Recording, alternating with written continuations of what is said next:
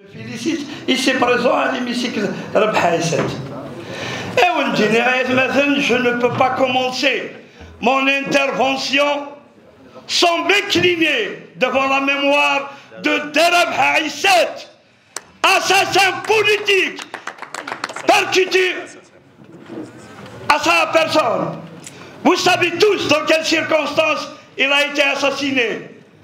Souvenez-vous du mandat de l'ex-wali, Wallah, Hafiz Karbis al-Khar, Mouimouzara, 2004. Il a clochardisé la wilaya Tizi Ouzou.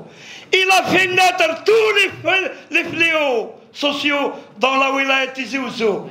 Et quand il avait dénoncé, voilà le résultat. Donc je m'incline devant sa mémoire. Malheureusement, heureusement d'ailleurs, il y a beaucoup de gens qui s'inclinent devant sa mémoire parce que ça a été un exemple. Sil Houssi, Allah yarhamou, nous a appris une seule chose. Si on veut faire de la politique, il faut être courageux. Sinon, rester à la maison pour élever ses enfants. Voilà la réalité. Aflassé à Forbert et Derabah. Ouais, le FFS dérange. Le FFS dérange tout le monde pratiquement dans les Tarouages. Le FFS il est sur le terrain. Le FFS il est né du FLN qui a libéré l'Algérie. Le FFS est né de l'ALN à l'image des le colonel Mohamed Ouelhaj, colonel Dhilis et tant d'autres. Le FFS est une continuité du congrès de la Soumane. Et qu'on le c'est là. C'est le FFS qui dérange tout le monde. Mais nom de Dieu, on est comme ça, ça.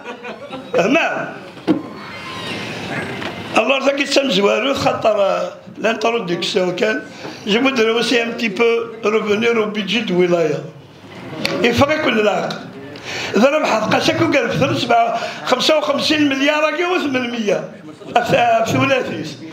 Nous sommes une assemblée souveraine, une commission souveraine. Nous avons donné une connotation politique, sociale au budget. Vaille que vaille. Et c'est légitime. Nous avons donné une connotation politique, sociale. Nous ne faisons pas avec le budget de la politique politicienne, comme ça a été dit par certains. Et puis, mon ami Baha, ici présent, il avait dit que les portes de l'API sont ouvertes. Le 979 n'est pas séquestré. Mais c'est le choix. C'est un choix d'une assemblée souveraine. Mais les gens qui disent, parfois, peut-être c'est légitime, ils ont le droit de parler. Moi, j'ai assisté à tous les arbitrages. Depuis presque 6 ou 7 ans. En 2024, si ma mémoire est bonne, et M. le secrétaire général, il est là, il a arbitré des grosses cagnottes, de très grosses cagnottes destinées aux écoles primaires. Il y a beaucoup de maires qui ont fait leur travail. Et s'il y a certains maires qui l'ont pas fait et qu'ils s'assurent, nous avons, plutôt le FCCR a financé même l'alimentation en eau potable pour des citernes de 10 000 litres à travers la wilaya qui a coûté, je pense, 118 millions de centimes pour chaque citerne d'eau alimentaire. Les gens qui disent les promesses de 174 milliards de dinars, c'est Mohamed Rapi, on n'a jamais promis quoi que ce soit. Ça aurait été une aubaine pour nous. Mais le budget de Wilaya ne peut pas remplacer la direction des équipements publics, le ministère de la Santé. Il y a des secteurs qui doivent bouger. Nous avons des députés qui doivent défendre au niveau de la PN.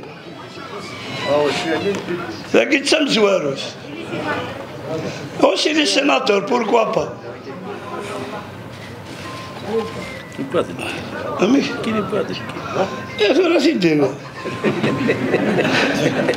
les travaux publics, j'aurais aimé si le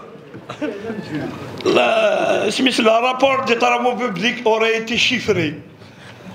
Chaque budgétisation avec son montant. Malheureusement, ce n'était pas le cas.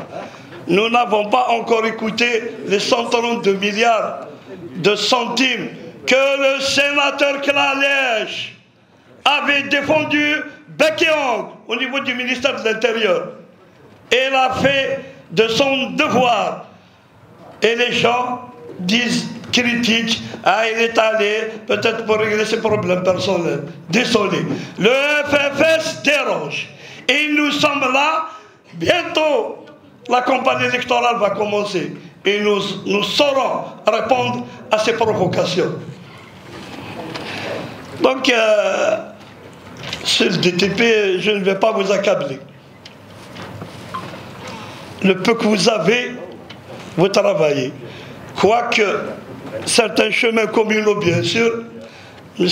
Oussessi avait évoqué hier deux villages d'Etihya, à savoir Saamara ou Tchor, mais il avait oublié de dire que le village d'Ziré jusqu'à Ashvara est dans un état piteux. Il a oublié de dire Koukou, ou le royaume de Koukou est aussi dans un état lamentable.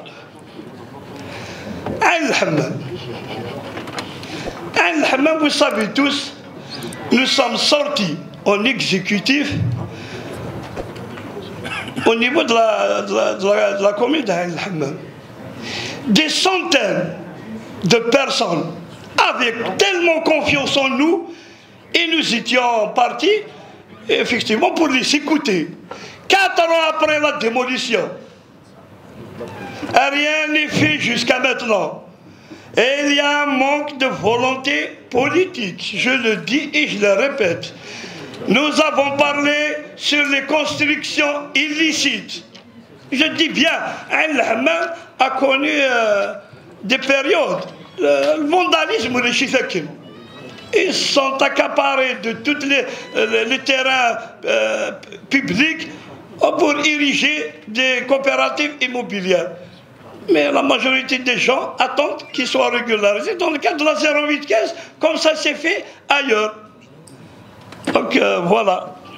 La conservation foncière, les gens ont fait un constat. Moi, là, je ne dirais pas grand-chose, parce que c'est devenu un calvaire. La conservation foncière que tous les citoyens ont besoin. Parce que maintenant, les gens bougent. Ils veulent tout savoir. Une régularisation de leur bâtisse, de leurs locaux. Donc, c'est un calvaire. Mais ce qui m'étonne dans notre wilaya, c'est quand on parle de l'investissement. Moi, je vous dirais tout simplement, il n'y a ni parc industriel, ni investissement touristique, ni investissement agricole. Heureusement que l'université de Mouloud Ma'amri produit de la matière grise.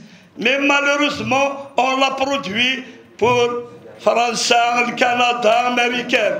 Nous avons perdu plus de 200 000 jeunes depuis une vingtaine d'années, partis à l'étranger, et c'est tous des intellectuels.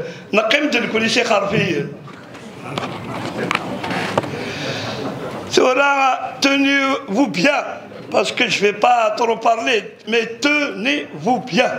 Je vais annoncer une bombe qui va secouer cet hémicycle. Vous parlez de 55 milliards du chapitre 979, mais personne de vous n'a parlé d'une perte sèche, d'une somme colossale de 110 milliards au niveau Cité Namen, le poste source. Ils ont délocalisé, 2 ans après le début des travaux, le poste source Cité Namen, qui a fait perdre à l'État l'argent public, je dis bien l'argent public, une somme de 110 milliards. C'est quelque chose. Tu vois, le chapitre 979, c'est le double du chapitre 970. Et comment? Il y a eu un bureau d'études choisi. Je pense qu'il est de Constantine. Il y a eu une entreprise avec la venue du ministre en présence de M. Klalech, qui était à l'époque président de l'APOI. Les travaux ont commencé. Tout récemment, la décision qui a été prise, c'est quoi? Le sol n'est pas adéquat. Et l'étude de sol qui a été effectuée, ils ont dépensé des milliards sur l'étude du sol. Maintenant, on revient à l'assiette initiale qui a connu des oppositions farouches à l'époque. C'est un poste qui était inscrit depuis 2012 jusqu'à maintenant, et je vous préviens, il se pourrait qu'il ne sera jamais réalisé, parce que laisser perdre l'énergie et la sonne gaz, 110 milliards jetés et qui va sans doute rejoindre la mer de Boumerdes. Ça, monsieur le président d'APOI, s'il vous plaît, je vous demande solennellement de prendre une délibération pour diligenter une commission d'enquête. Alors, et chacun assumera sa responsabilité et la justice va faire son travail. On ne peut pas laisser filer 110 milliards. Oui, regarde, la cantine, oui, les camions pentacheuses, à 110 milliards, regarde, les pentacheuses qu'elle a des choses. Donc voilà à peu près ce qui me... Les choses, tu peux, l'année où tu es over. L'année qui est l'année. C'est pas d'arac.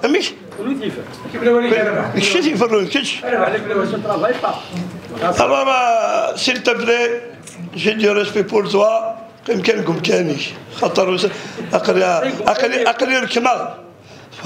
Moi, je dénonce, je dis ce que je dis en vertu de l'article 32 du Code de la procédure pénale. Vous le faites, une commission d'enquête, sinon en mes qualités d'élu, je déposerai plainte contre le maître d'ouvrage qui est, je ne sais pas, l'énergie dans son gaz, dans ce stos. Enfin, monsieur le PAPOI, vous avez notre soutien. Notre soutien, il est indéfectible.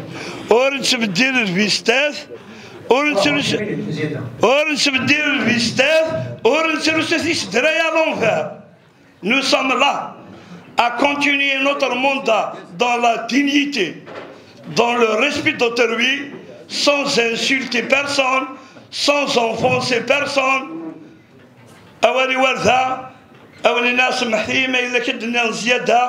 Mais les choses carrées, 55 milliards à 110 milliards, vous pouvez les calculs. Merci beaucoup.